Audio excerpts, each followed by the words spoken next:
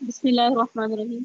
اللهم صل على محمد وعلى آل محمد كما صليت على إبراهيم وعلى آل إبراهيم إنك حميد مجيد.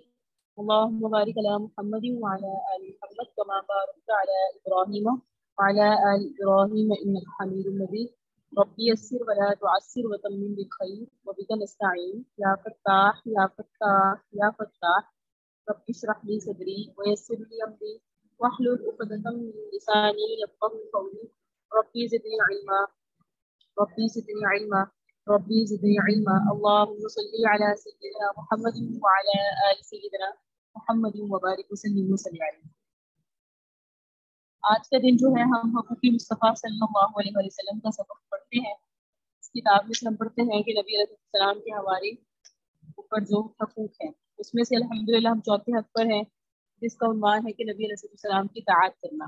اس کے متعلق آج ہم نے صحابہ کرام کی وہ واقعات پڑھنے ہیں جس میں صحابہ کرام رضوان اللہ علیہم اجمعین نے نبی صلی اللہ علیہ وسلم کی اطاعت کی اور ہمیں سکھایا کہ اطاعت نبوی یہ ہے. اور ہم پڑھتے ہیں انشاءاللہ ایمان تازہ کرتے ہیں اس نیت کے ساتھ کہ اللہ پاک ہمیں نبی صلی اللہ علیہ وسلم کی اطاعت کرنے کی کا حق ادا کرنے کی توفیق عطا فرمائے. اللہ تعالیٰ اور اس کے رسول صلی اللہ علیہ وسلم کی اطاعت کے حکم کو کس طرح ماننا ہے، اطاعت کا عملی نمونہ کس طرح ہونا چاہیے، اس کے لیے صحابہ کرام رضوان اللہ مجمعین کی زندگی بہترین مثال ہے. حضرات صحابہ کرام رضوان اللہ مجمعین محبت رسول کی طرح اطاعت رسول میں بھی پناہیت کی درجہ پر فائز تھے. حضرات صحابہ کرام نے عقائد، عبادات، معاملات، معاشرت، اخلاق جیسے امور میں تو کامل اطاعت کی ہی ہے. ایسے امور جن میں ذرا بھی گمان ہوا کہ آقا کو ناگواری نہ ہو اس میں بھی کامل اطاعت کی. چند واقعات دیکھ لیجیے. حضرت جابر رضی اللہ تعالیٰ عنہ کی اطاعت کا واقعہ دیکھتے ہیں. جابر بن سلیم نے اسلام قبول کرنے کے بعد حضور انور صلی اللہ علیہ وسلم کی خدمت میں درخواست کی کہ مجھے کوئی نصیحت فرمائے. آقا نے فرمایا لا تسبن احدا، کسی کو گالی ہرگز نہ دینا. چنانچہ حضرت جابر فرماتے ہیں کسی انسان یا مسلمان کو گالی دینا تو درکنار میں نے اس ارشاد کی بات کسی آزاد، کسی غلام، نہ کسی اونٹ، نہ کسی بکری کو گالی دی. عبداللہ بن عمر کی اطاعت دیکھیے. سیدنا حضرت عبداللہ بن عمر بیان کرتے ہیں کہ نبی صلی اللہ علیہ وسلم نے فرمایا اگر ہم یہ مسجد نبوی کا دروازہ عورتوں کے لیے چھوڑ دیں اور مرد اس سے داخل نہ ہو تو بہت بہتر ہو. نافع کہتے ہیں ارشاد سننے کے بعد عبداللہ بن عمر مرتے دم تک کبھی دروازے سے مسجد میں نہیں آئے. ایک صحابیہ بارگاہ رسالت میں حاضر ہوتی ہیں اور ان کے ہاتھ میں سونے کے 2 بڑے بڑے کنگن تھے جنہیں دیکھ کر آقا علیہ السلام نے دریافت فرمایا کیا تم اس کی زکوٰۃ دیتی ہو؟ عرض کیا نہیں. ارشاد فرمایا تو کیا یہ پسند کرتی ہو کہ قیامت کے دن اللہ عز و جل تمہیں آنکھ کی کنگن پہنائے؟ یہ سن کر اس نے ایک وقت صحابیہ نے فوراً وہ کنگن اتار کر حضور نبی صلی اللہ علیہ وسلم کی خدمت میں پیش کرتے ہوئے عرض کی یہ اللہ عز و جل اور اس کے رسول کے لیے ہے. اس صحابیہ کی عظمت پر قربان جیسے ہی سرکار دو عالم کی زبان حق ترجمان سے حکم شریعت اور آداب الہی وائی سنی فوراً کنگن رسول اللہ کی قدموں میں پیش کر دی. صحابیات طیبات رضی اللہ تعالیٰ عنہم کی سیرت کا مطالعہ کرنے سے یہ بات معلوم ہوتی ہے کہ راہ خدا میں مال خرچ کرنے میں انہوں نے کبھی بھی لیتا ولعل یعنی ٹال مٹول سے کام نہ لیا، بلکہ ان کے پیش نظر ہمیشہ رضا خداوندی کا حصول رہا اور بسا اوقات وہ مال اور دولت کی فراوانی کو اپنے لیے بوجھ محسوس کیا کرتے تھے. چنانچہ ایک روایت میں ہے کہ ایک بار ام المؤمنین سیدہ عائشہ صدیقہ رضی اللہ تعالی عنہا کی قرابت دار حضرت سیدنا منقدر بن عبداللہ رحمہ اللہ نے آپ رضی اللہ تعالی عنہا کی خدمت میں حاضر ہو کر اپنی کسی حاجت کا ذکر کیا. اس وقت آپ کے پاس کچھ نہیں تھا. چنانچہ آپ رضی اللہ تعالی عنہ نے ان سے فرمایا جو کچھ بھی مجھے ملا میں سب سے پہلے آپ کو ہی بھیجوں گی. ابھی تھوڑی ہی دیر ہوئی تھی کہ کسی نے 10 درہم آپ کی خدمت میں پیش کیے تو حضرت سیدہ عائشہ رضی اللہ تعالی عنہ اپنے آپ سے فرمانے لگی اے عائشہ کس قدر جلد تمہیں مال کی آزمائش میں مبتلا کر دیا گیا ہے. لہذا فوراً وہ تمام درہم حضرت سیدنا منقدر بن عبداللہ کو بھجوا دیے. قربان جائیں کیسے صحابہ کرام ہیں. آزمائشوں کو بھی معلوم ہوتا تھا، فوراً سمجھ جاتے تھے کہ اللہ نے میرا امتحان لینا ہے اور کہ یہ بات میں صادقہ ہے یا نہیں، پورا اترتی ہے یا نہیں. صحیح بخاری میں ہے کہ نبی صلی اللہ علیہ وسلم کی طرف سے منادی کرنے والے نے یہ اعلان کیا اللہ اور اس کا رسول تمہیں پالتو گدوں کا گوشت کھانے سے منع کرتے ہیں. اس اعلان کا سننا ہی تھا کہ صحابہ کرام نے پکنے کو تیار ابلتی ہوئی ہانڈیاں بہا دی ان لوگوں نے اتنا بھی انتظار نہیں کیا کہ اس مرتبہ کا پکا ہوا گوشت تو کھا لیں، آئندہ چھوڑ دیں گے۔ اطاعت کی کیسی اعلیٰ مثال ہے۔ حضرت ابو ذر غفاری کمال اطاعت کی ان کا واقعہ دیکھیے۔ حضرت محمد صلی اللہ علیہ وسلم کا ارشاد ہے، جب غصہ آئے تو اگر کھڑے ہو تو بیٹھ جاؤ، اگر بیٹھے ہو تو لیٹ جاؤ، غصہ جاتا رہے گا۔ سیدنا ابو ذر غفاری باغ میں پانی دے رہے تھے، ایک شخص نے ایسی حرکت کی کہ نالی کی پال ٹوٹ گئی اور پانی باہر نکل کر بہنے لگا۔ حضرت ابو ذر غفاری رضی اللہ تعالیٰ عنہ کو غصہ آیا، مگر فوراً حضرت محمد صلی اللہ علیہ وسلم کا ارشاد یاد آ گیا۔ آپ کیچڑ اور پانی میں بیٹھ گئے، سارے کپڑے لت پت ہو گئے، مگر نبی صلی اللہ علیہ وسلم کی ارشاد گرامی کی تکمیل میں تاخیر برداشت نہیں کی۔ سبحان اللہ۔ حضرت عمر بن خطاب نے حضرت اسود کی طرف منہ کر کے فرمایا، واللہ میں جانتا ہوں کہ تو ایک پتھر ہے، نہ تو نقصان پہنچا سکتا ہے اور نہ نفع پہنچانا تیرا اختیار میں ہے۔ اگر میں رسول اللہ کو تجھے بوسہ دیتے ہوئے نہ دیکھتا تو میں تجھے بوسہ نہ دیتا۔ پھر اسے بوسہ دیا اور فرمایا، رمل کی ہمیں ضرورت کیا تھی، ہم تو اس کے ذریعے مشرکوں کو دکھلایا ہمیں یہ جو عمل ہوتا ہے رمل اپنے کے چلنا، فرمایا ہم نے اس کے ذریعے مشرکوں کو دکھلایا اور ان کو اللہ تعالیٰ نے ہلاک کر دیا۔ تو فرمایا یہ ایسی چیز ہے جو رسول اللہ صلی اللہ علیہ وسلم نے کی، اس لیے ہم اسے چھوڑنا پسند نہیں کرتے۔ 249 حضرت عمر فاروق رضی اللہ تعالیٰ عنہ کی اطاعت رسول اللہ صلی اللہ علیہ وسلم اور دینی فراست کی اعلیٰ مثال ہے کہ ایک طرف پتھر کے بے ضرر ہونے کا عقیدہ بیان کر دیا اور دوسری طرف اس بے ضرر پتھر کو چومنے کی وجہ میں نبی صلی اللہ علیہ وسلم کی اطاعت اور اتباع کی اہمیت بیان فرما دی، جس کا نفع اور نقصان میں ضرر ہونا معلوم بھی ہے، اور اس سے عقیدت اور محبت فقط نبی صلی اللہ علیہ وسلم کے عمل کی وجہ سے ہے۔ حضرت حنزلہ کی اطاعت کا واقعہ دیکھیے۔ حضرت عبداللہ بن زبیر بیان کرتے ہیں کہ جنگ احد کے موقع پر مدینہ میں منادی کی گئی تو حضرت حنزلہ بن ابی عامر بھی فوراً چلے آئے اور جنگ میں شہید ہو گئے۔ جنگ احد میں ان کی شہادت کے بعد نبی علیہ السلام نے دیکھا تو فرمایا، حنزلہ کو آسمان کے فرشتوں نے غسل دیا ہے اور ان کے بالوں سے پانی بھی ٹپک رہا تھا۔ سبحان اللہ۔ حضرت حنزلہ کو کہا جاتا ہے یسیل الملائکہ۔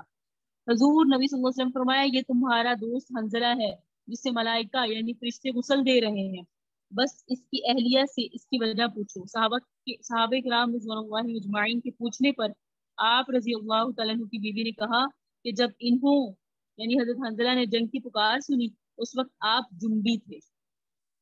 جنبی سمجھتی ہیں میاں بیوی کے تعلق کے بعد جو غسل کرنا ہوتا ہے، وہ غسل سے پہلے کی حالت جو ہوتی ہے اسے جنابت کی حالت کہتے ہیں۔ اس وقت آپ جنبی تھے۔ ان کی اہلیہ فرماتی ہیں کہ اس وقت جنبی تھے لیکن پکار سنی حاضر ہو گئے۔ آقا علیہ السلام نے یہ فرمایا یہی وجہ ہے، ملائکہ نے انہیں غسل دے دیا۔ آقا اب بندہ کہتا ہے کہ چلو میں نہا کے چلا جاتا ہوں، آقا کا حکم آیا، ایک لمحہ تاخیر نے کی میدان میں اتر گئے اور پھر فرشتے حاضر ہو گئے، فرشتوں نے غسل دیا۔ حضرات صحابہ کرام کے دلوں میں اطاعت رسول کا جذبہ کس قدر راسخ ہو چکا تھا کہ حکم رسول سنتے ہی تکمیل کے لیے بے قرار ہو جاتے تھے، یہاں تک کہ غسل بھی یاد نہیں رہتا۔ اور اطاعت کے سچے جذبے کا ہی اثر ہے کہ اللہ تعالیٰ کی طرف سے اعزاز مل رہا ہے اور فرشتے غسل دے رہے ہیں۔ قریش جب جنگ احد سے واپس ہوئے اور مدینہ سے چل کر مقام روحا میں ٹھہرے تو یہ خیال آیا کہ کام ناتمام رہا۔ جب ہم محمد کے بہت سے صحاب قتل کر چکے ہیں اور بہت سو کو زخمی، تو بہتر ہے پلٹ کے دفاتن یعنی اچانک مدینہ پر حملہ کر دینا چاہیے۔ مسلمان اس وقت بالکل خستہ اور زخمی ہے، مقابلہ کتاب نہیں لا سکیں گے۔ صفوان بن امیہ نے کہا بہتر یہ ہے کہ مکہ واپس چلو، محمد کے اصحاب جوش میں بھرے ہوئے ہیں، ممکن ہے اس دوسرے حملے میں تم کو کامیابی نہ ہو۔ 15 شوال یوم شنبہ یعنی پیر کی شام کو قریش روحا میں پہنچے اور منگل میں یہ گفتگو ہوئی اور بدھ کی یہ شب گزرنے نہ پائی تھی کہ رسول اللہ صلی اللہ علیہ وسلم کے مخبر یعنی خبر دینے والے نے عین صبح شادی کے وقت اس کی اطلاع دی۔ رسول اللہ نے اسی وقت بلال رضی اللہ تعالیٰ عنہ کو بھیج کر تمام مدینہ میں منادی کرا دی کہ نکلنے کے لیے تیار ہو جاؤ، فقط وہی لوگ ہمراہ چلیں گے جو احد میں شریک تھے۔ جابر بن عبداللہ نے حاضر ہو کے عرض کیا، یا رسول اللہ میرے باپ غزوہ احد میں شہید ہوئے، بہنوں کی خبر گیری کی وجہ سے احد میں شریک نہ ہو سکا، لیکن میں اب ساتھ چلنے کی اجازت چاہتا ہوں۔ آپ نے ساتھ چلنے کی اجازت دی۔ اس خروج سے آپ کا مقصد یہ تھا کہ دشمن یہ نہ سمجھ لیں کہ مسلمان کمزور ہو چکے، باوجود خستہ حال اور نیم جان ہو چکے ہیں لیکن پھر بھی آرام نہیں کریں گے، لیکن محمد صلی اللہ علیہ وسلم کے حکم پر دیکھیں تھکے ہارے 3-4 دن کے فرق سے دوبارہ جنگ کی طرف نکل آئے اور اطاعت رسول کی انہوں نے اعلیٰ مثال پیش کر دی۔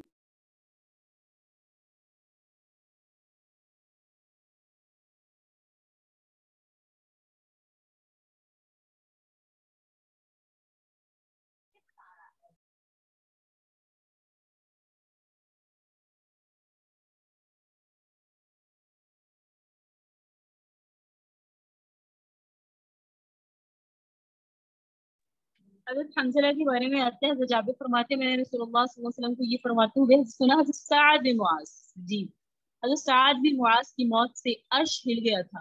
ایک روایت میں ہے آسمان کے تمام دروازے ان کے لیے کھول دیے گئے تھے اور آسمانوں کے فرشتے ان کی روح کے چڑھنے سے مسرور ہوئے۔ 70,000 فرشتے ان کے جنازہ میں شریک ہوئے جس سے قبل کبھی آسمان سے نازل ہی نہیں ہوئے۔ چنانچہ انصار میں سے کسی نے اس بارے میں شعر بھی کہا کہ ہم نے سوائے سعد بن معاذ کے اور کسی مرنے والے کے لیے نہیں سنا کہ عرش الہی اس کے مرنے پر ہلا ہو اور اس کی قبر سے مشک کی خوشبو آتی ہو۔ سعد بن معاذ وہ شخصیت ہے جن کے ساتھ نہیں معاملہ ہوا، کیوں؟ انہوں نے بھی اطاعت رسول میں، چلے واقعہ بھی پڑھ لیتے ہیں، جس کی وجہ سے حضرت سعد بن معاذ کو یہ مرتبہ حاصل۔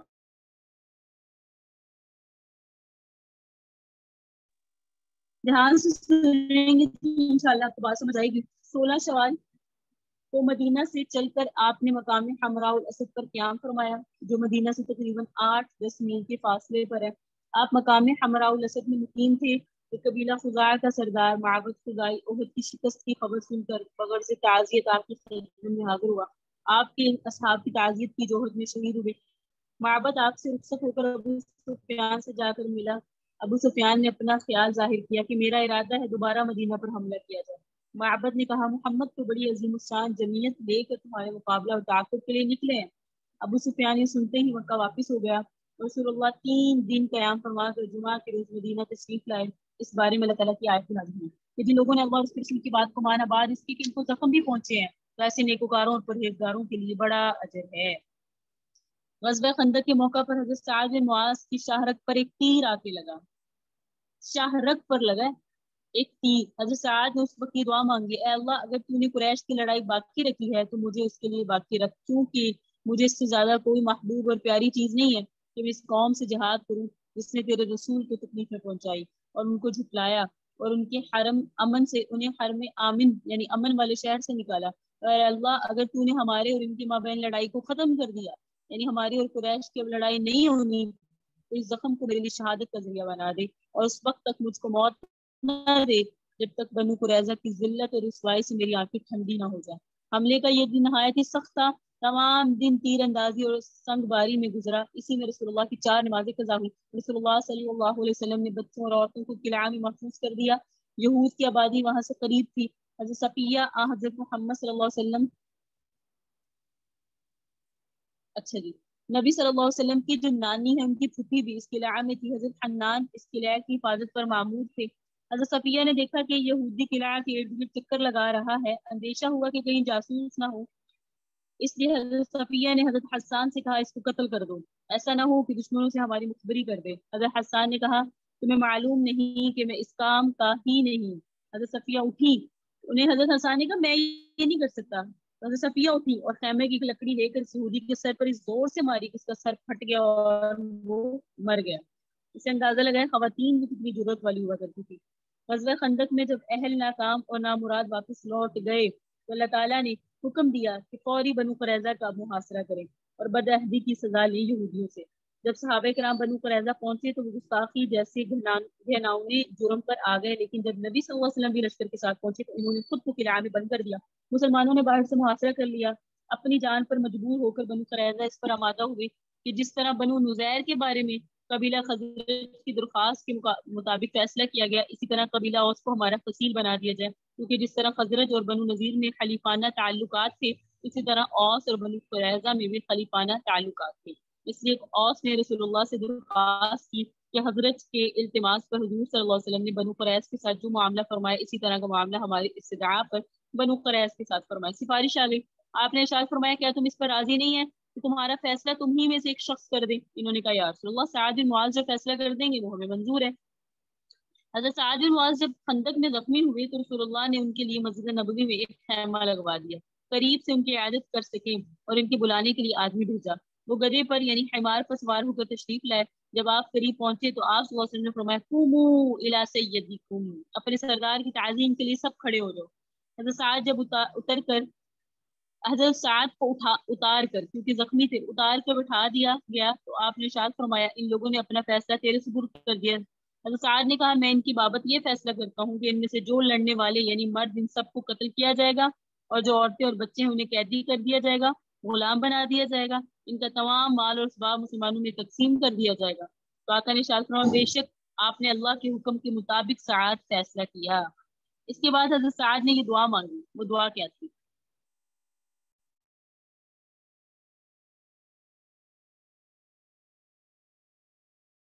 حضرت سعد نے دعا مانگی، اے اللہ تجھے خوب معلوم ہے یہ مجھے اس سے زیادہ کوئی چیز محبوب نہیں کہ اس قوم سے جہاد کروں جس قوم نے تیرے رسول کو جھٹلایا اور حرم سے اس کو نکالا۔ اے اللہ میں گمان کرتا ہوں کہ تو نے ہمارے اور ان کے مابین لڑائی کو ختم کر دیا، بس اگر قریش سے بھی لڑائی لڑنا باقی ہے تو مجھے زندہ رکھنا کہ تیری راہ میں ان سے جہاد کروں، اور اگر تو نے لڑائی کو ختم کر دیا تو اس زخم کو جاری کر دے اور اسی کو میری شہادت کا ذریعہ بنا دے۔ دعا کا ختم ہونا تھا کہ زخم جاری ہو گیا اور انہوں نے اسی زخم میں وفات پائی۔ اور سعد بن معاذ کی جان ساری کا مقام دیکھیے کہ اگر زندگی کی تمنا کی ہے تو فقط رحمت دو عالم کی حفاظت اور آپ کے دشمنوں سے جہاد کے لیے، ورنہ زندگی کی کوئی خواہش ہی نہیں۔ اور معیار محبت اور عشق دیکھیے کہ جس قوم کے احسانات تھے اور جس قوم سے برسوں پرانا دوستی کا تعلق تھا، اس سب کو پس پش ڈال کر ذات نبی سے وفاداری اور جانساری کو ترجیح دی جا رہی ہے۔ سبحان اللہ۔ حذیفہ بن یمان راوی کہتے ہیں کہ رسول اللہ نے مجھ کو حکم دیا کہ جا کے قریش کی خبر لاؤ۔ میں نے عرض کیا میں کہیں پکڑا نہ جاؤں۔ آپ نے فرمایا البتہ تحقیق تو ہرگز گرفتار نہیں ہوگا۔ بعد ازاں میرے لیے دعا فرمائی۔ حضرت جابر فرماتے ہیں میں نے رسول اللہ کو فرماتے ہوئے سنا کہ سعد بن معاذ کی موت سے عرش ہلا ہے۔ سبحان اللہ۔ یہ تھے حضرت سعد بن معاذ۔ کیوں عرش ہلا؟ کیونکہ انہوں نے زندگی مانگی بھی تو نبی علیہ السلام کی حفاظت کرنے کے لیے مانگی۔ حضرت سعد بن عبادہ کا اظہار اطاعت دیکھیے۔ حضرت انس بیان کرتے ہیں کہ حضور نبی صلی اللہ علیہ وسلم کو جب ابو سفیان کی تجارتی قافلے کی آمد کا پتہ چلا تو آپ صلی اللہ علیہ وسلم نے صحابہ کرام سے مشورہ کیا۔ حضرت ابو بکر نے کچھ کہنا چاہا، آپ نے منہ پھیر لیا۔ حضرت عمر نے کچھ کہنا چاہا، آپ نے ان سے بھی چہرہ انور کو پھیر لیا۔ حضرت سعد بن عبادہ نے کھڑے ہو کر عرض کیا یا رسول اللہ کیا آپ ہم لوگوں یعنی انصار سے رائے لینا چاہتے ہیں؟ تو قسم ہے اس ذات کی جس کی قبضہ قدرت میں میری جان ہے، اگر آپ ہمیں حکم دیں کہ ہم اپنی سواریاں سمندر میں ڈال دیں تو ہم سمندر میں ڈال کر رہیں گے، اور اگر آپ حکم دیں کہ ہم اپنی اونٹنیوں کے سینے برکل غیمات پہاڑ پر جا کر ٹکرائیں تو ہم ایسا ضرور کر کے رہیں گے۔ اسی پر رسول اللہ صلی اللہ علیہ وسلم خوش ہوئے اور آقا علیہ السلام نے لوگوں کو دعوت جہاد دی۔ حوصلہ بڑھا دیا نا آقا کا بھی۔ سبحان اللہ۔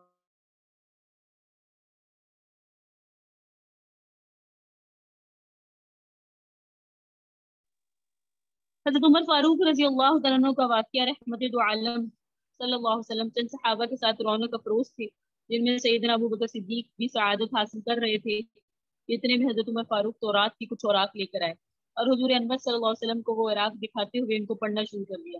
ادھر رحمت دو عالم کے چہرے اقدس کی رنگت میں تبدیلی آنے لگی تو نبوت کی مزاج شناس ابو بکر نے فرمایا اے عمر تجھے خاندان والی عورتیں روئی، کیا تو رحمت دو عالم کے چہرے اقدس کو نہیں دیکھ رہے؟ حضرت عمر فاروق نے چہرہ انور پر نظر ڈالی تو ڈالتے ساتھ کہا اعوذ باللہ من غضب اللہ وغضب رسولہ رضین باللہ ربا وبالاسلام دینا وبمحمد نبیا۔ میں اللہ کی پناہ چاہتا ہوں اللہ تعالیٰ کے غضب اور اس کے رسول کی ناراضگی سے۔ ہم راضی ہیں اللہ کو رب مان کر، اسلام کو دین مان کر اور محمد صلی اللہ علیہ وسلم کو نبی مان کر۔ یہ سن کے رحمت دو عالم صلی اللہ علیہ وسلم نے ارشاد فرمایا قسم ذات عالی کی جس کی قبضہ میں محمد کی جان ہے، اگر آج تمہارے سامنے صاحب تورات موسیٰ خود بھی آئے اور تم اس صاحب کتاب نبی سمجھ کر ان کی پیروی کر لو اور مجھے چھوڑ دو تو تم یقیناً سیدھے راہ سے بھٹک جاؤ گے۔ اگر وہ آج بھی زندہ ہوتے تو بھی میری پیروی کرتے۔ اس واقعے میں ظاہر ہے کہ حضرت عمر فاروق نے چہرے اقدس پر ناراضگی کے اثرات دیکھتے ہی اس عمل سے بیزاری کا اعلان فرمایا۔ رحمت دو عالم کی ناراضگی کے اثرات چہرہ انور پر یوں ظاہر ہو جایا کرتے تھے جیسے کہ کسی نے آپ کے رخسار مبارک میں انار کا پھل نچوڑ دیا، یعنی چہرہ مبارک سرخ ہو جاتا تھا۔ مگر صحابہ کرام اس سرخی کو انار کے پانی کی سرخی سے تشبیہ دے کر یہ سمجھایا کرتے تھے کہ اس ناراضگی میں بھی رحمت ہوتی تھی، اس لیے کہ انار کے پانی کا رنگ تو سرخ مگر تاثیر ٹھنڈی ہے۔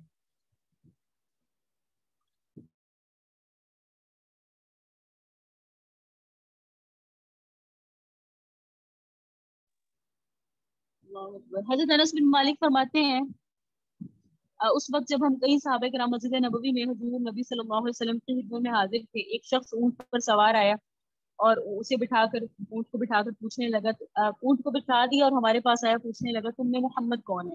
رحمت دو عالم اس وقت ہمارے سامنے تکیہ لگا کر تشریف فرما تھے. ہم نے اس کو کہا یہ سفید رنگ والے جو تکیہ لگا بیٹھے ہیں یہ ہیں محمد. اس نے کہا اے عبد المطلب کے بیٹے. حضور انور صلی اللہ علیہ وسلم نے فرمایا میں نے تمہارا پکارنا سن لیا. اس نے کہا میں آپ سے کچھ پوچھوں گا اور اس کلام میں سختی ہوگی, بس آپ مجھ پر اپنے دل میں بھی ناراض نہ ہو. حضور انور صلی اللہ علیہ وسلم نے فرمایا جو چاہتا ہے پوچھ لے. اس نے کہا میں آپ کو آپ کے رب اور سب انبیاء کے رب کی قسم دے کر پوچھتا ہوں کہ آپ کو اللہ تعالیٰ نے سب لوگوں کے لیے رسول بنا کے بھیجا ہے؟ آپ علیہ السلام نے فرمایا اللہ کی قسم میں سب کے لیے رسول ہوں. پھر اس نے کہا میں آپ کو اللہ کی قسم دے کر پوچھتا ہوں کہ آپ کو اللہ تعالیٰ نے حکم دیا ہے کہ دن رات میں 5 نمازیں ادا کی جائیں؟ آپ نے فرمایا اللہ کی قسم یہ درست ہے. پھر اس نے کہا میں آپ کو اللہ کی قسم دے کر پوچھتا ہوں کیا آپ کو اللہ تعالیٰ نے حکم دیا ہے کہ سال میں 1 ماہ کے روزے رکھیں؟ آپ نے فرمایا اللہ کی قسم یہ درست ہے. پھر اس نے کہا میں آپ کو اللہ کی قسم دے کر پوچھتا ہوں کیا آپ کو اللہ تعالیٰ نے حکم دیا ہے کہ مالداروں سے زکوٰۃ لے کر ہمارے فقیروں پر تقسیم فرمائے؟ آپ نے فرمایا اللہ کی قسم آپ نے فرمایا اللہ کی قسم یہ فرمایا ہے. اس مرد نے کہا میں ان سب ہدایت پر ایمان لایا جو آپ کر لے کر آئے ہیں, اور میرا نام زمان بن ثعلبہ ہے. میری قوم بنو سعد بن بکر نے مجھے آپ کی خدمت میں بھیجا. چنانچہ حضرت زمام رضی اللہ تعالیٰ عنہ خود بھی مشرف اسلام ہوئے اور اپنی ساری قوم کو مسلمان بنا دیا. حضرت زمام نے اسلام سے پہلے بھی اس امر کو بھانپ لیا تھا کہ رحمت دو عالم ہے. ہو سکتا ہے بظاہر ہمارے ساتھ اچھا سلوک کریں مگر میری تلخ باتوں سے شاید دل میں ناراض ہوں, تو ان کے دل کی ناراضگی بھی غضب کا باعث ہو جاتی ہے, اس لیے پہلے ہی واضح بات کر دی. اس کے برعکس اگر کسی نے سید دو عالم کے ارشاد کو ایک عام بات سمجھ کے ٹال دیا تو اسی وقت عذاب کا شکار ہو گیا. جیسے کہ ایک شخص بائیں ہاتھ سے کھانا کھا رہا تھا, جسے دیکھ کر سید دو عالم نے فرمایا دائیں ہاتھ سے کھانا کھا. اس نے عرض کیا میرا دایاں ہاتھ اوپر نہیں اٹھ سکتا, میں معذور ہوں. سید دو عالم نے فرمایا اللہ تعالیٰ تمہارے ہاتھ کو کبھی اوپر نہ اٹھائے. چنانچہ وہ اسی طرح شل ہو گئے. یہ بد دعا نہیں تھی, بات تھی کہ اگر آپ ایسا کہہ رہے ہیں تو ٹھیک ہے ایسا ہی ہو. پھر وہ ایسا ہی ہوا.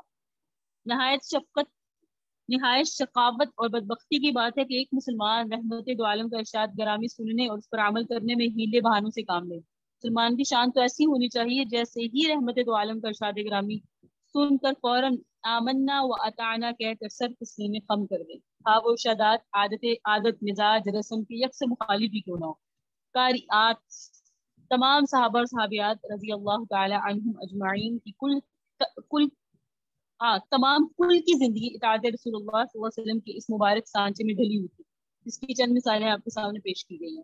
اطاعت رسول کے جذبے سے سرشار ہونے کے لیے عظمت رسول کو جاننا, اطاعت رسول کی حیثیت کو سمجھنا اور حضرات صحابہ کرام کی مبارک زندگیوں کا مطالعہ نہایت ہی مفید ہے. اللہ تعالیٰ ہر ایک مسلمان کو اطاعت کا جذبہ بھی عطا فرمائے اور اطاعت حبیب کا عملی نمونہ بھی بنائے. اللہم آمین وجعلنا من المطیعین. اچھا جی, یہ تھا چوتھا حق جو یہاں بیان ہو گیا نبی صلی اللہ علیہ وسلم کی اطاعت. مجھے میسج میں بتا دیجیے پہلے 3 حق کون سے تھے؟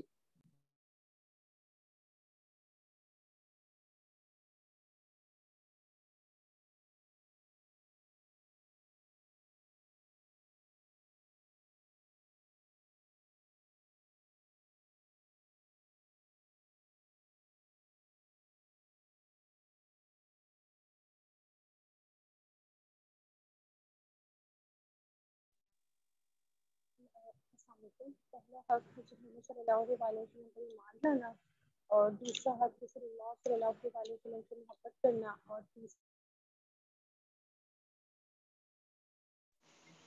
میسج میں بتائیے گا.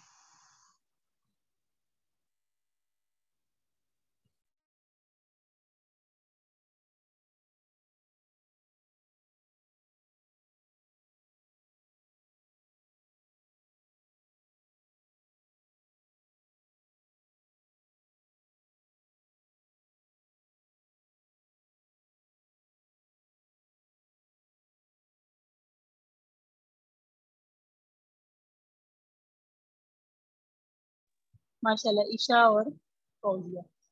آقا علیہ السلام پر ایمان لانا, آقا علیہ السلام سے محبت کرنا, آپ صلی اللہ علیہ وسلم کی عظمت اور آپ کی تعظیم بجا لانا, اور آپ صلی اللہ علیہ وسلم کی اطاعت. آج ہم پڑھیں گے 5واں حق اتباع رسول. نبی صلی اللہ علیہ وسلم کے حقوق میں سے ایک بڑا حق آقا صلی اللہ علیہ وسلم کی اتباع کرنا بھی ہے. اتباع رسول کا معروف مطلب نبی صلی اللہ علیہ وسلم کی پیروی کرنا اور اپنی عادات کو آقا صلی اللہ علیہ وسلم کی عادات کے برابر بنانا. ایک ہوتا ہے اطاعت اور ایک ہوتا ہے اتباع. بظاہر لگتا ہے دونوں کا مطلب ایک ہے لیکن اس میں فرق ہے. تو اتباع کا مطلب ہے کہ آقا صلی اللہ علیہ وسلم کی پیروی کرنا اور اپنی عادات کو آقا کی عادات کی مثل بنانا. नबी सल्लल्लाहु अलैहि वसल्लम की इत्तिबा आका की कुर्बत का जरिया है। जिसको जिस कदर इत्तिबा की सआदत हासिल होती है उसी कदर कुर्बत रसूल सल्लल्लाहु अलैहि वसल्लम की वो सआदत पाता है। और कामिल इत्तिबा ये है कि मुसलमान के अकायद, इबादत, तर्ज इबादत, अखलाक, मामलात, माशरत और आदात सभी कुछ नबी सल्लल्लाहु अलैहि वसल्लम के मुआफिक हो। ये कुरान करीम में अल्लाह ताला ने फरमाया, आप फरमा दीजिए अगर तुम अल्लाह से मोहब्बत रखते हो तो तुम मेरी इत्तिबा करो, अल्लाह ताला तुमसे मोहब्बत करने लगेंगे और तुम्हारे सब गुनाहों को माफ कर देंगे। अल्लाह बड़ा माफ करने वाले और बहुत रहम करने वाले हैं। आयत करीमा में अल्लाह ताला ने कामयाबी और अपनी महबूबियत के हुसूल का तरीका नबी सल्लल्लाहु अलैहि वसल्लम की इत्तिबा बयान फरमाया।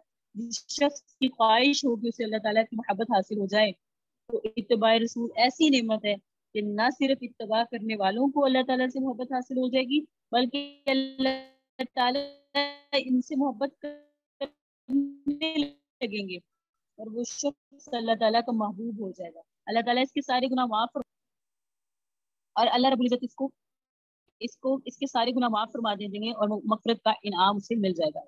मौलाना शबीर अहमद उस्मानी रहमतुल्लाह शायद की तफसीर में तशरीह करते हैं कि अगर दुनिया में आज किसी शख्स को अपने मालिक हकीकी की मोहब्बत का दावा या ख्याल हो तो लाजिम है कि उसको इत्तिबा मोहम्मद की कसौटी पर परख लिया जाए। ये बड़ी अहम बात है। जो शख्स जिस कदर हबीबे खुदा मोहम्मद रसूलुल्लाह की राह पर चलता है, आका की लाई हुई रोशनी को मशाले राह बनाता है, इसी कदर समझना चाहिए कि खुदा की मोहब्बत के दावे में सच्चा और खरा है। जितना इस दावे में सच्चा होगा उतना ही हुजूर की पैरवी में मजबूत और मुस्तैद पाया जाएंगे। अल्लाह ताला की मोहब्बत और हुजूर की इत्तिबा की बरकत से पिछले गुनाह माफ हो जाएंगे और आइंदा तरह तरह की जाहिरी और बातिनी मेहरबानियां मकबूल होंगी।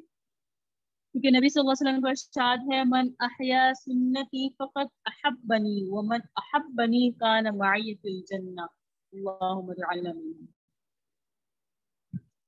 जिसने मेरी सुन्नत को जिंदा किया उसने मेरे साथ मोहब्बत की और जिसने मेरे साथ मोहब्बत की वो मेरे साथ जन्नत में होगा।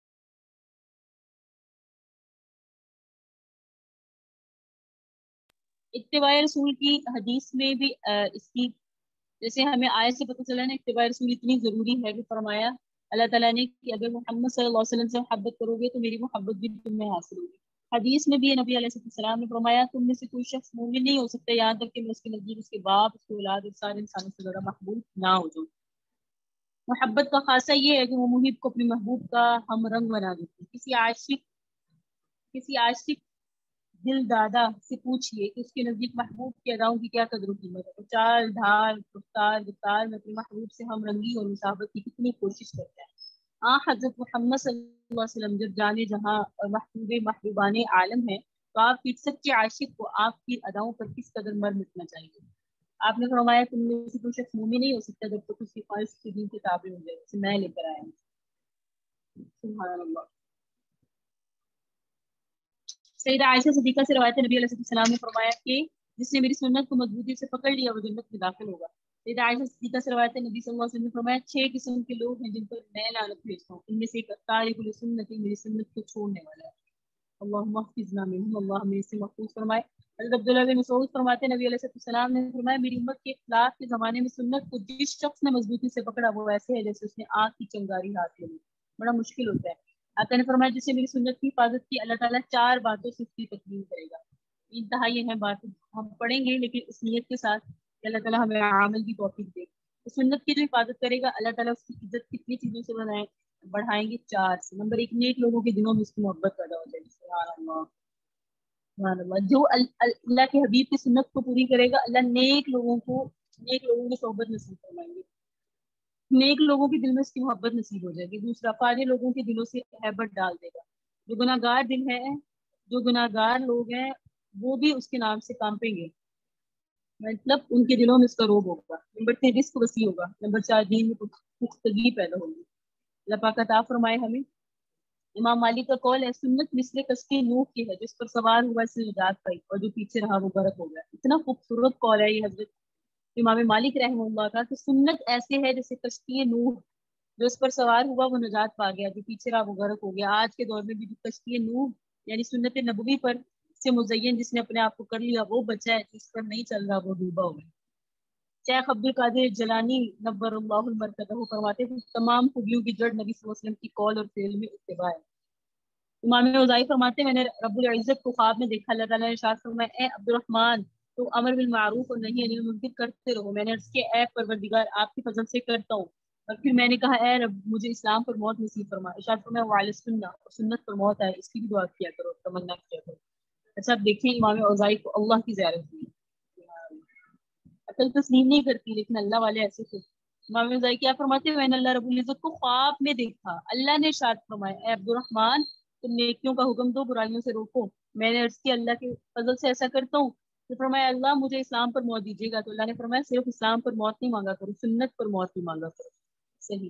अल्लाह ताला हमें ईमान की सलामती और सुन्नत पर इस्तिकामत के साथ मौत नसीब फरमाए। शेख अब्दुल अजीज मुहद्दिस दहलवी रहमतुल्लाह ने अपनी किताब में लिखा है जिसने सुन्नत को हल्का समझा उसके अदा करने में सुस्ती की तो उसको फराइज से भी महरूमी हो जाएगी। ये जो सुन्नत को छोड़ते हैं, अब सवाल है हम कहते हैं फर्ज पढ़ लो नमाज में, डायरेक्ट सुन्नत छोड़ दो। तो क्या फरमाया जिसने सुन्नत को हल्का समझा और उसके अदा करने में सुस्ती की उसको फराइज से भी महरूमी की सजा मिलेगी। मतलब ये कि इसकी फराइज छूटने लगेंगे, अंजाम कार क्या होगा, कबायर का मुर्तकिब हो जाएगा। हज़रत इमरान बिन हुसैन रज़ी अल्लाह तआला अन्हु फरमाते हैं कुरान करीम के अहकाम को खुदाए पाक ने उतारा है, सुन्नतों को नबी सल्लल्लाहु अलैहि वसल्लम ने मुतय्यन किया है, बस आपने फरमाया मेरी इत्तिबा करो, कसम खुदा की अगर तुम मेरी इत्तिबा नहीं करोगे तो गुमराह हो जाओगे। गर्ज ये कि कुरान मजीद की आयत और नबी की हदीस का हासिल यही है कि आका सल्लल्लाहु अलैहि वसल्लम की कामिल इत्तिबा की जाए और इसी इत्तिबा में दारैन की फलाह और कामयाबी से मिल जाए। तो अब है सहाबा किराम की इत्तिबा सुन्नत की वाक़यात। उस्ताद मोहतरम का अंदाज इतना खूबसूरत है, कुरान से आयत, हदीस से, कुरान से आयत देते हैं अपनी बात पे, हदीस से देते हैं और फिर वाकयात सहाबा किराम से। सहाबा किराम की वाकयात सुन के वैसे ही एक जो है ना इंसान का जज्बा ईमानी बढ़ जाता है। हजरत सहाबा किराम रिज़वानुल्लाहि अजमईन को नबी रहमत से ऐसी मोहब्बत थी और आका अलैहिस्सलाम की ऐसी अजमत दिलों में उतरी हुई थी जिसके असर से हजरत सहाबा किराम फराइज़ वाजिबात और दीगर जरूरी उमूर के अलावा मामूली उमूर में भी आका सल्लल्लाहु अलैहि वसल्लम की दावत करते थे। चंद वाकयात देखिए। हज़रत उस्मान जब सुलह हुदैबिया के मौका पर मक्का मुज़ाकरात के लिए तशरीफ ले गए तो अपने चचाजाद भाई के पास रात को क़याम फरमाया और सुबह मुज़ाकरात के लिए रवाना हुए। तो चचाजाद भाई अबान बिन सईद बिन आस ने कहा आप सलवार टखनों से नीचे करें क्योंकि अहले अरब इसको नापसंद करते हैं। तो हज़रत उस्मान की सलवार सुन्नत के मुताबिक निस्फ साक यानी आधी पिंडली तक हुई थी। हज़रत उस्मान ने फरमाया मैं ये काम नहीं कर सकता क्योंकि हमारे आका का इज़ार इसी तरह होता है और उसको चाहे कोई अच्छा समझे या बुरा, मजाक उड़ाएंगे इसका कान कसे, मैं इसको छोड़ने वाला नहीं हूँ। और इत्तबा का यही दर्जा मतलब है कि आका की सुन्नत की इत्तबा में लोगों की मलामत की परवाह खत्म कर दी जाए और मोमिन इस इत्तबा को हर हर हिर्ज़े जान बना ले। मोहब्बत व इरादत का लाजमी नतीजा है कि महबूब तो आलम सल्लल्लाहु अलैहि वसल्लम के हर कौल फेल यहाँ तक कि हरकत और सकनात और इत्तिफाकी बातों में भी महबूब आका की इत्तबा करते हैं। एक मरतबा हज़रत उस्मान गनी ज़ुन्नूरैन रज़ी अल्लाह तआला अन्हु वुज़ू करते हुए मुतबस्सम हुए, मुस्कुराए। लोगों ने बेमौका हंसने की वजह पूछी। कहने लगे मैंने एक मरतबा नबी सल्लल्लाहु अलैहि वसल्लम रूह ही फदा को इस तरह वुज़ू करते हुए हंसते देखा था, तो एक दफा वुज़ू करते हुए हंसे तो इसलिए नबी हंस रहा हूँ। क्या खूबसूरत बात है, सुभान अल्लाह। एक मरतबा हजरत अली ने सवारी पर सवार होते हुए रिकाब में पाँव रखा, फरमाया बिस्मिल्लाह। जब सवारी पर अच्छी तरह बैठ गए फरमाया अल्हम्दुलिल्लाह। फिर ये पढ़ा सुब्हानल्लाहिल्लज़ी सख्खर लना हाज़ा व मा कुन्ना लहू मुक़रिनीन व इन्ना इला रब्बिना लमुनक़लिबून। फिर आपने 3 मरतबा अल्हम्दुलिल्लाह अल्हम्दुलिल्लाह अल्हम्दुलिल्लाह, अल्लाहु अकबर अल्लाहु अकबर अल्लाहु अकबर। फिर सुब्हानक सुब्हानक इन्नी ज़लमतु नफ्सी फ़ग़फ़िर ली फ़इन्नहु ला यग़फ़िरु ज़ुनूबा इल्ला अंत। फिर आप हंस पड़े तो आपसे पूछा गया ए अमीरुल मोमिनीन आप क्यों हंस रहे हैं? आपने फरमाया मैंने हुजूर अनवर सल्लल्लाहु अलैहि वसल्लम को देखा कि आपने वैसे ही किया जो मैंने किया, तो मैंने हुजूर सल्लल्लाहु अलैहि वसल्लम से हंसने की वजह पूछी। तो आपने फरमाया तेरा रब अपने इस बंदे से खुश होता है जो कि ये कहता है ए मेरे रब परवरदिगार मेरे लिए मेरे गुनाह बख्श दे। अल्लाह फरमाता है ये बंदा जानता है मेरे बगैर कोई भी गुनाहों को नहीं बख्श सकता।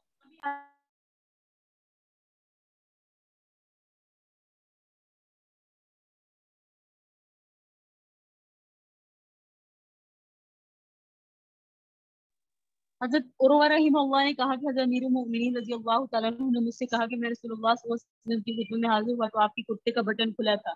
इस पर हजरत उर्वा रहमहुल्लाह फरमाते मैंने हजरत अमीर मुआविया को हर मौसम में हमेशा खुले बटन में ही देखा है। इत्तिबा देखिए, सुभान अल्लाह। हजरत अब्दुल्लाह बिन उमर से मरवी एक मरतबा हजरत उमर रज़ी अल्लाह तआला अन्हु ने नई कमीज जेबतन फरमाई, फिर मुझे छुरी लाने को फरमाया। फिर फरमाया ए बेटे मेरी कमीज की आस्तीन को अपनी तरफ खींचो और मेरी उंगलियों के पोरों तक आस्तीन अपने हाथों से पकड़कर जायद हिस्सा काट दो।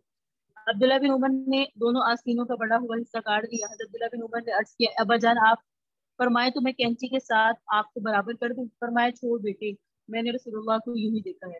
عبداللہ بن عمر فرماتے اس کے بعد وہ قمیض آپ کی بدن مبارک پر ہمیشہ رہی ہے کہ چھوٹی پڑ گئی، اور اکثر میں اس کے دھاگے آپ کے قدموں پر گرتے دیکھتا تھا، اتنی پرانی ہے۔ آقا نے جو کیا وہی کمال اتباع۔ حضرت ابن سیرین رضی اللہ تعالیٰ فرماتے میں میدان عرفات میں حضور نبی صلی اللہ حضرت عبداللہ بن عمر کے ساتھ تھا، جب کسی عمل کا وقت ہوتا تو وہ جو کرتے میں بھی ان کے ساتھ وہی کرتا تھا کہ امام آ گیا، انہوں نے نماز ظہر اور عصر ان کے ساتھ پڑھی، پھر میں نے اور میرے ساتھیوں نے وقوف کیا، ٹھہر گئے یہاں تک کہ امام عرفات سے لوٹا، ہم بھی لوٹے۔ جب ماں زمین ایک جگہ کا نام ہے کے قریب ایک گھاٹی میں پہنچے تو انہوں نے اپنی سواری کے اونٹ کو بٹھایا، ہم نے بھی اپنی اونٹ بٹھا دی، ہمارا خیال تھا آپ نماز پڑھنا چاہتے ہیں۔ اس کے غلام نے جو ان کی سواری پکڑا کرتا تھا بتایا کہ آپ اس جگہ نماز نہیں پڑھنا چاہ رہے، بلکہ اس نے کہا جب حضور اس جگہ پہنچے تھے تو آپ نے یہاں اپنا کوئی معاملہ انجام دیا، اس وجہ سے اتباع رسول میں آپ بھی پسند کرتے ہیں اپنا کوئی معاملہ انجام دیا۔ آقا نے یہاں کچھ کیا تھا، یہ کہتے ہیں میں ایسے نہیں گزروں گا، میں بھی کچھ کر کے جاؤں گا۔ سبحان اللہ۔